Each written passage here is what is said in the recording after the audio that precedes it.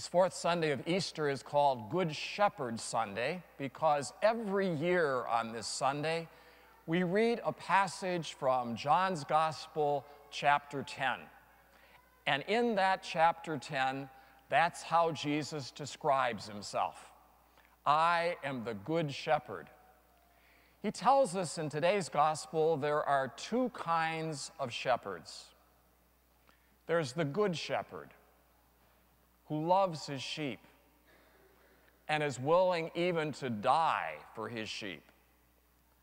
And then there's the bad shepherd, who just does it as a job for pay, but has no real concern for the sheep. The word pastor, which is, as you know, what I am for you, the word pastor is the Latin word for shepherd. And I'm supposed to act towards you as your good shepherd, as Jesus Christ models for all of us as our good shepherd. And part of what a shepherd does is enables the flock to be a good, healthy, vibrant one. This Sunday is our campaign public announcement. Now, I smile at that because you've been hearing about this since last November. There's no secret about it. However, in terms of our timeline, today is the public announcement Sunday. As you remember, last summer we did a feasibility study.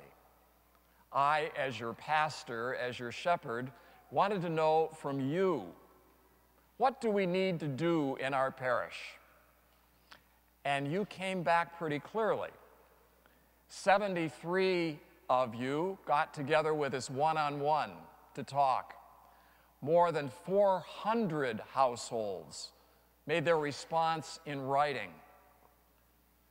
And so what we're doing right now with our combined campaign is what you, the parish, have said that you'd like to have done here. And my role as your pastor, as your shepherd, is to enable this to happen. So I am doing my very, very best.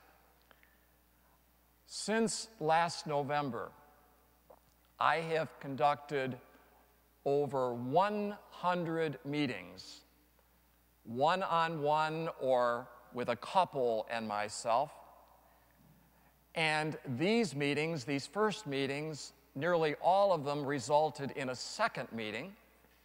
The first meeting was to explain what we're doing and invite participation with an advance gift. The second was to receive that pledge decision. Since December, volunteer members of our parish have been doing the same thing along with me, conducting one-on-one interviews, and have conducted more than 100. So together, we've met with more than 200 individuals or couples. So I told you, we're working hard, and I'm doing my very best. In our feasibility study, you told me that there were 3 things that you wanted to get done at our parish right now. First, you said, let's eliminate our parish debt. And we're working on that. Our debt 1 year ago was $528,000. It currently is $205,000 in a year's time.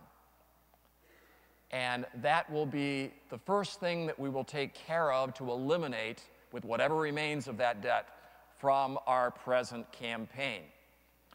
I also want everybody to know that with the building portion of what we're planning to do, there will be no new long-term parish debt, period.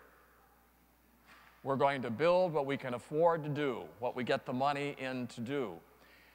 The diocesan regulation, which we will follow, is that for any new building project, we have to have 50% of the cost in the bank and the other 50% in pledges.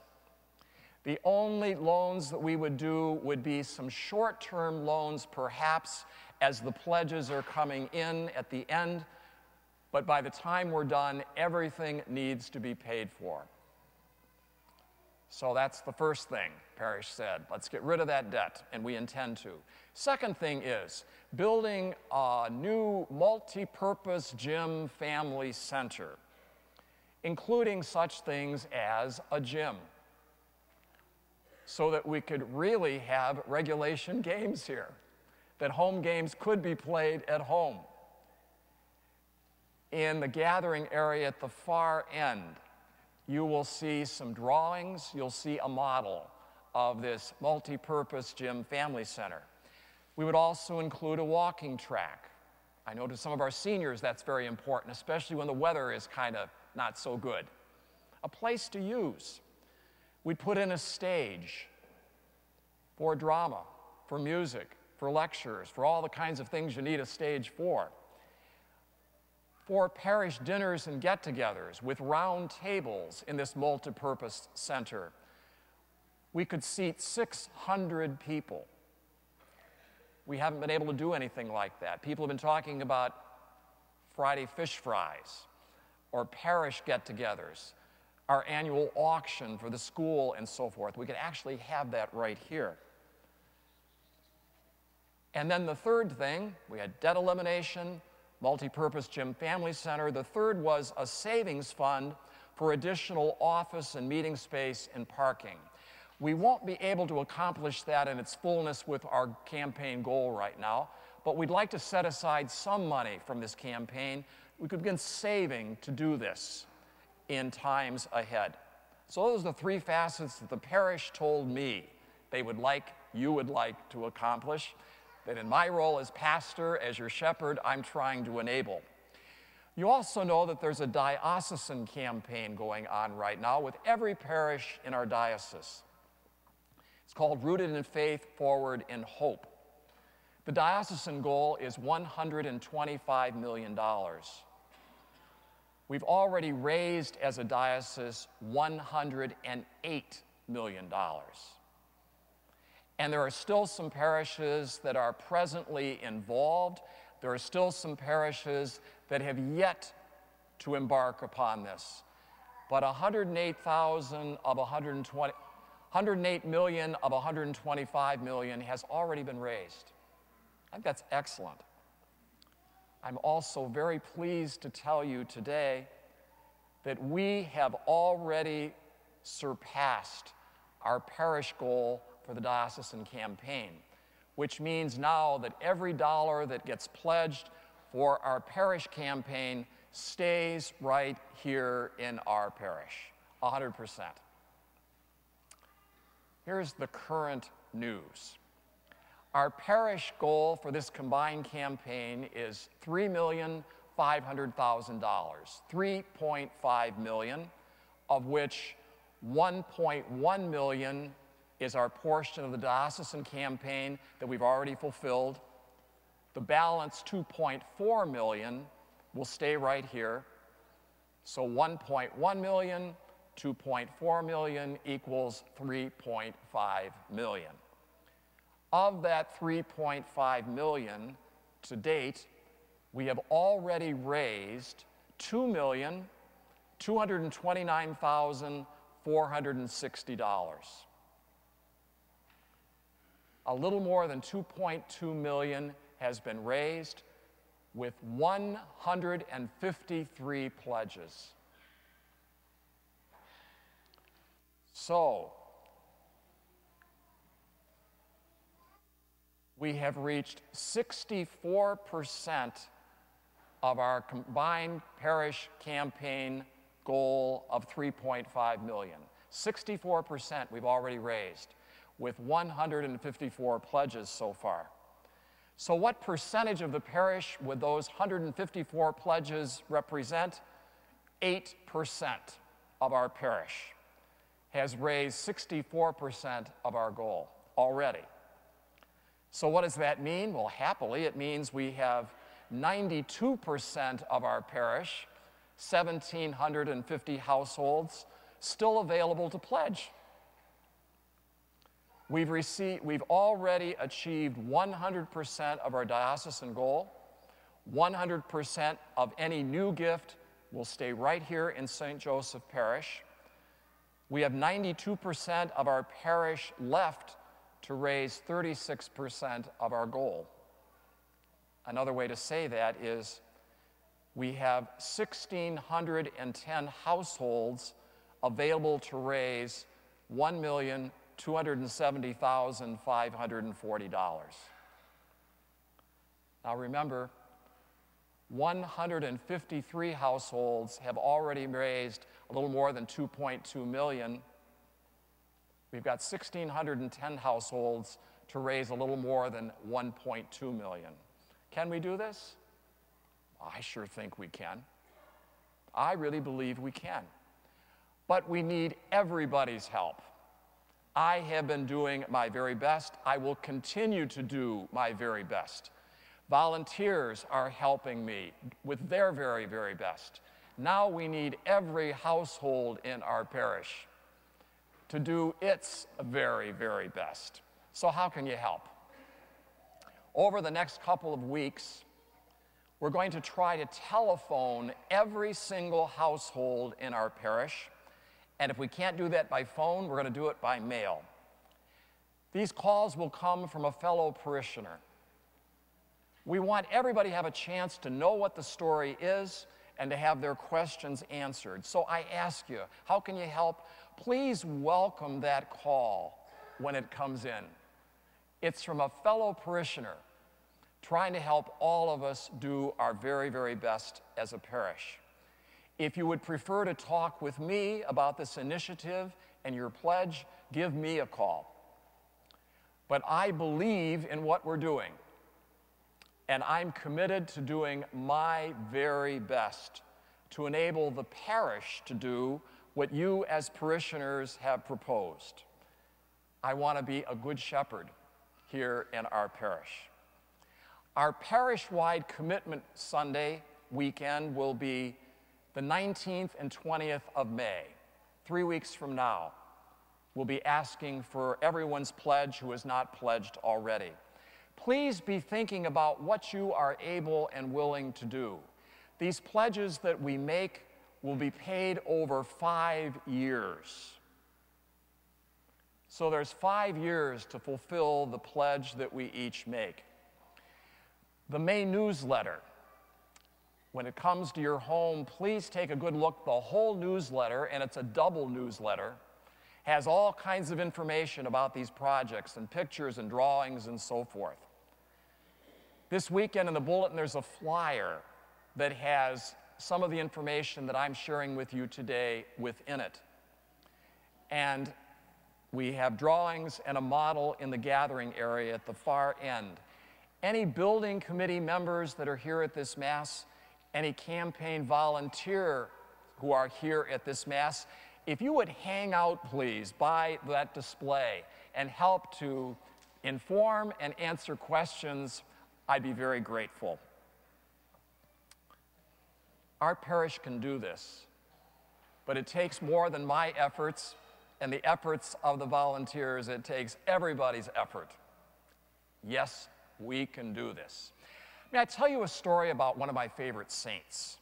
Now, you know I have lots of favorite saints, but this one is a very special favorite saint. His name is St. John Bosco. St. John Bosco lived and worked in Turin, Italy. He died in 1888. His mother was widowed when he and his younger brother were very small. They were very poor.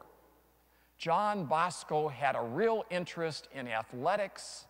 He had a real interest in circuses.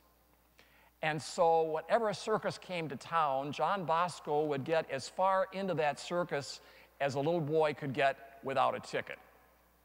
He learned card tricks. He learned how to tightrope walk. He learned acrobatics.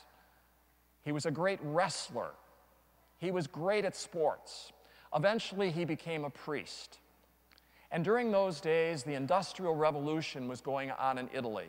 And there were lots of kids whose parents were working, lots of kids on the streets, and they were untended. And John Bosco took a special love for these young people and their faith and their well-being.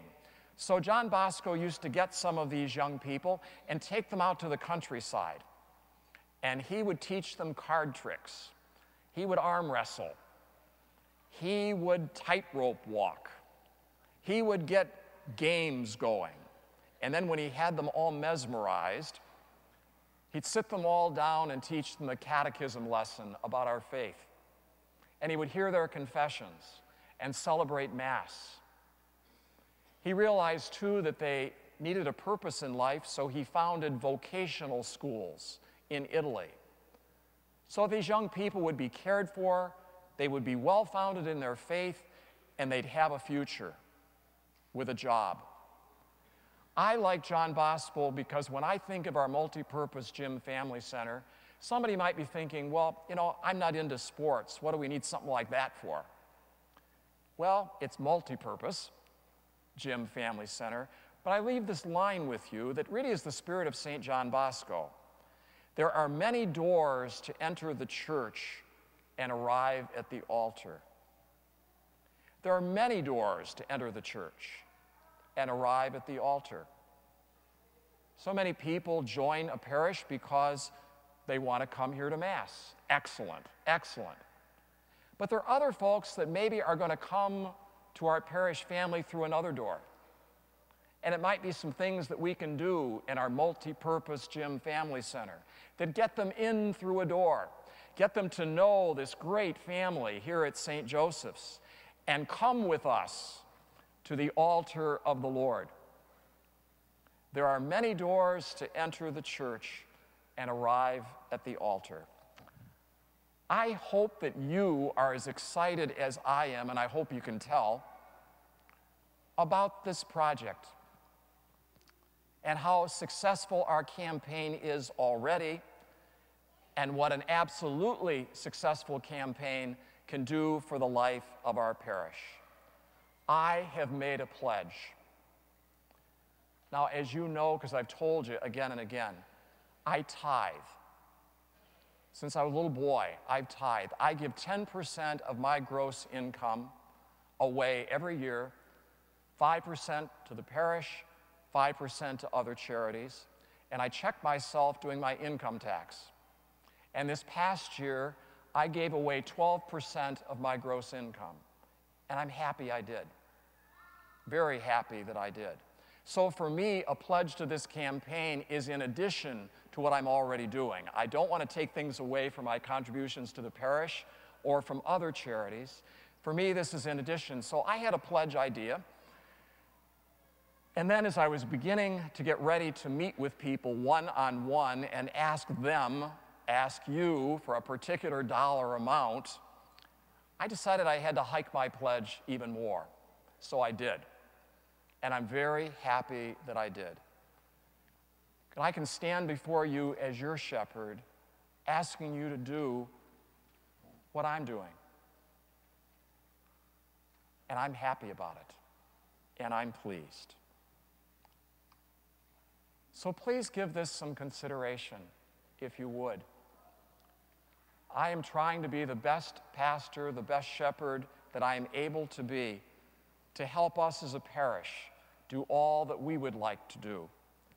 I thank you for all that you do, for all that you are as our St. Joseph Parish family, and I ask Jesus, our Good Shepherd, to lead us, to guide us in his way.